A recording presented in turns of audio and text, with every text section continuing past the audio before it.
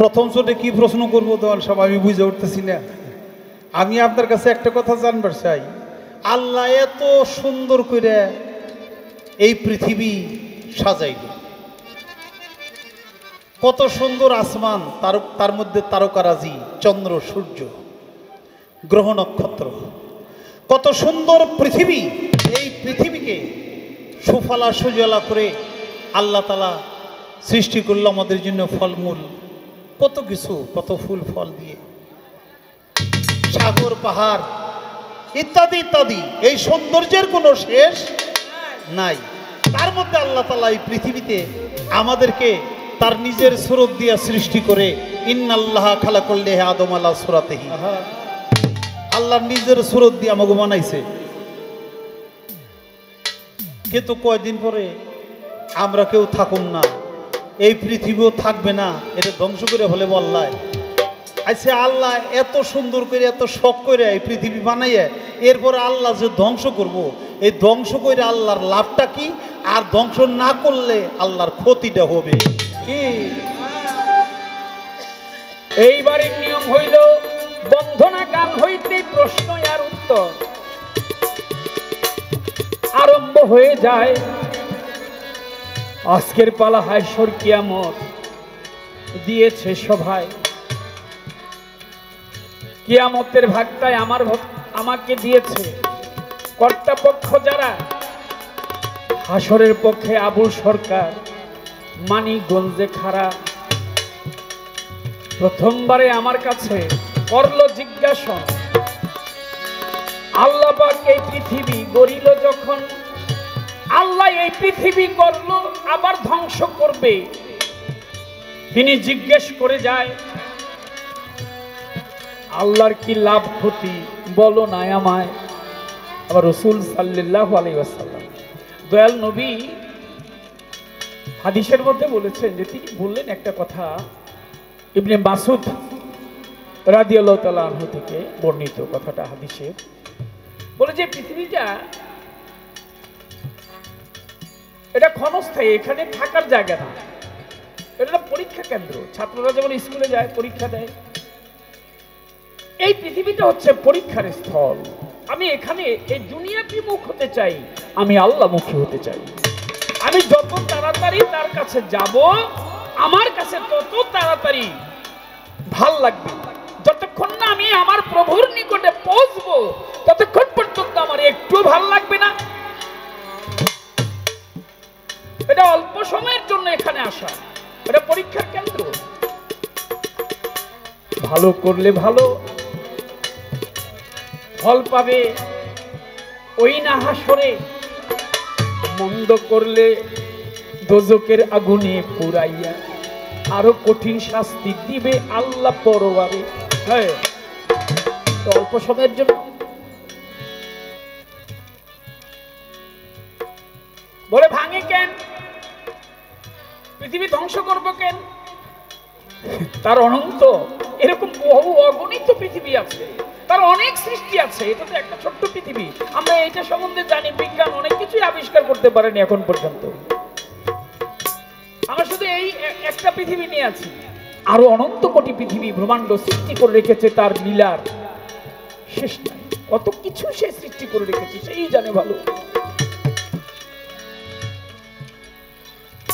অতএব কিছুক্ষণের জন্য আসছি, আবার চলে যাব একটু পরে। ভালো মন্দের হিসাব করবে আল্লাহ পরওয়ারে। অল্প নদীর ভাঙে কেন, এপার ভাঙে আবার ওপার করে। আপনি পদ্মার পাড়ে গিয়ে দেখেন না কেন ভাঙতেছে, পানি বেশি হয়েছে এজন্য ভাঙতেছে। আবার আরেক পার দেখবেন পানি চলে গেছে, আরেক পারে বালুর চর উঠেছে, তেমনি করে উনি ভাঙছে। কবি নজরুল বলেছে, খেলিছ রে বিশ্বল বিরাট শিশু আনমনে, প্রলয় সৃষ্টি তব পুতুল খেলা, নিরজনে প্রভু নিরজনে খেলিছ। প্রলয় সৃষ্টি এটা তার কাছে পুতুল খেলার মতো, ভাঙছে গড়ছে, কেউ আসতেছে কেউ যাচ্ছে, কেউ চলে গেল আজকেও, আবার আজকেই কেউ পৃথিবীতে এসেছে। তাই আমার হিসাব করে চলতে হবে, আমি কেন এসেছি পৃথিবীতে, কোথায় ছিলাম, যাব কোথায়, কে আমাকে পাঠিয়েছে, কেন পাঠিয়েছে, কিসের জন্য পাঠিয়েছে। আসলাম, নাচলাম, গাইলাম, হই হই করলাম, চলে গেলাম, হলো না। গান শুনতেন একটা, আইলাম আর গেলাম, খাইলাম আর লইলাম, ভবে দেখলাম শুনলাম, কিছুই বুঝলাম। আরে আইলাম আর গেলাম, খাইলাম আর লইলাম, দেখলাম শুনলাম, কিছুই বুঝলাম না। এর জন্য আসো নাই মানুষ, উদ্দেশ্য আছে, মানুষটা পাঠিয়েছে। মানুষ বানানোর আগে আল্লাহ পাক আরো 5টি জাতি সৃষ্টি করেছিল, তাদেরকেও ধ্বংস করে দিয়েছে। তারা জ্ঞানাতন পাওয়ার ছিল না, অনেক পাওয়ার ছিল তাদের। হারিজ মারিজ অসুর সিংহ জিন জাতি, সিংহ যদি একটা আসে কয়েক হাজার মানুষ দৌড়াবে। আহা, অসুর জাতি, হারিজ জাতি, মারিজ জাতি, আল্লাহ পাক তাদেরকে ধ্বংস করে দিয়েছে। কেন? তোমরা আমার কথা শুনো নাই।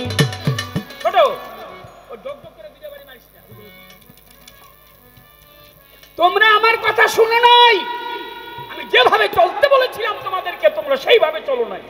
তোমরা তোমাদের ইচ্ছা মতো চলেছ, তোমরা কেবল পৃথিবীর এই ধ্বংসলীলা নিয়ে মত্ত ছিলে, আমার আরাধনা করো নাই। তাই আমি তোমাদেরকে রাখবো না, তোমাদেরকে ধ্বংস করে দিব। মানুষ বানানোর আগে তো আরো জাতি সৃষ্টি করেছে, তাদেরকেও ধ্বংস করেছে আল্লাহ। অতএব তুমিও থাকবে না একদিন।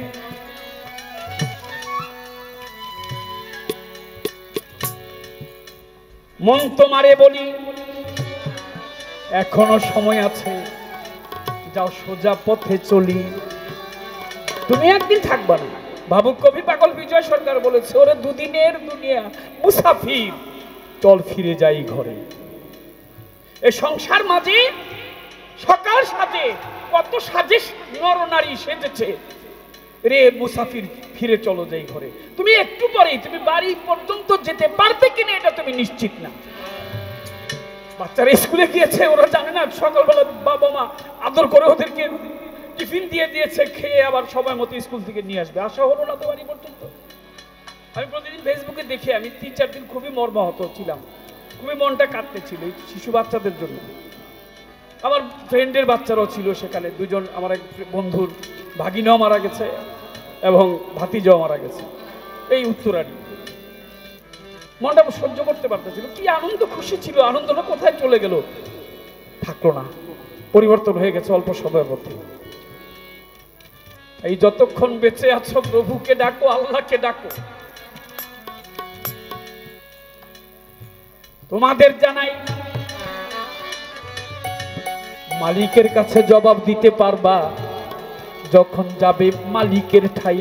যখন মালিকের কাছে যাবে, তখন মালিককে গিয়ে বলবে, সে সন্তুষ্ট হইলো অসন্তুষ্ট হইলে এটা আসে যায় না। তুমি বলতে পারবে, মালিক আমি তো তোমাকে ডেকেছিলাম, তোমার আরাধনা করেছিলাম, ভালো মন্দের বিচার তোমার হাতে তুলে দিলাম, তুমি যা ইচ্ছা করো।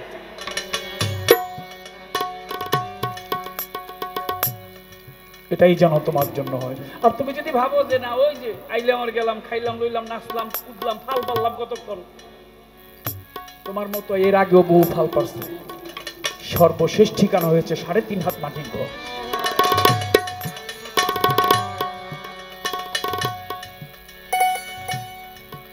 জবাবটি দিয়ে দিলাম,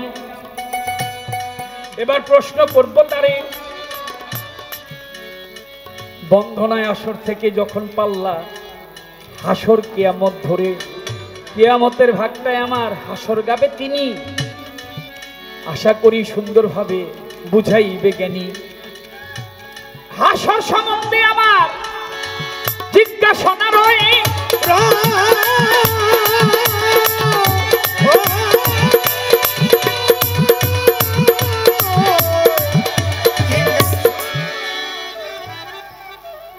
আমার দিকে তাকাইবা,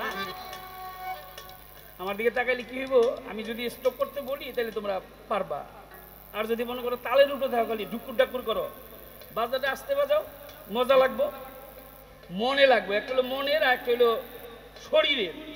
শরীরেরটা না, মনেরটা লাগাও। প্রশ্ন, হাসরের মাঠে প্রত্যেকটি মানুষকে আল্লাহ পাক একটি প্রশ্ন করবে। কি প্রশ্ন করবে? আপনাদেরকে প্রশ্ন করবে, সব মানুষকে একটি প্রশ্নের জবাব দেওয়া হয়ে যাবে, আরো 5টি প্রশ্ন করবে। জানার প্রয়োজন আছে। আজকে যদি আমাদের আবুল সরকার সাহেবের কাছ থেকে জেনে নিতে পারেন, ওখানে গিয়ে জবাব দিতে পারবেন। আজকে জবাব না জানলে ওখানে গেলেও জবাব দিতে পারবেন না। এই তো জানার দরকার আছে না নাই? আল্লাহ পাক কি প্রশ্ন করবে? এই প্রশ্ন। ছোট্ট একটি গান গাহিয়া আসর ছেড়ে দিতে চাই, দেখি কি জবাব আসে, অপেক্ষায় রইলাম ভাই। আমার কাছে অনুরোধ আছে, আনিস ডাক্তার ভাই 500 টাকা দিয়ে একটি গানের জন্য বলেছে, অনুরোধ করেছে, সেই গানটি ছোট্ট করে গিয়ে আসরটা ছেড়ে দিব। যেভাবে নীরব হয়ে আছেন সরকার সাহেব, এখন যেরকম নীরব, এই দেখেন এরকমই যেন আসরটা থাকে। তাইলে আপনার নম্বর দেবো আজকে আমি। আর যদি দেখি এর সাথে মানে বেশ কম হয়েছে, তাইলে আমি একটা কথা কমু, এখন কমু না, শেষ রাত্রে লাস্ট আসরে কমু।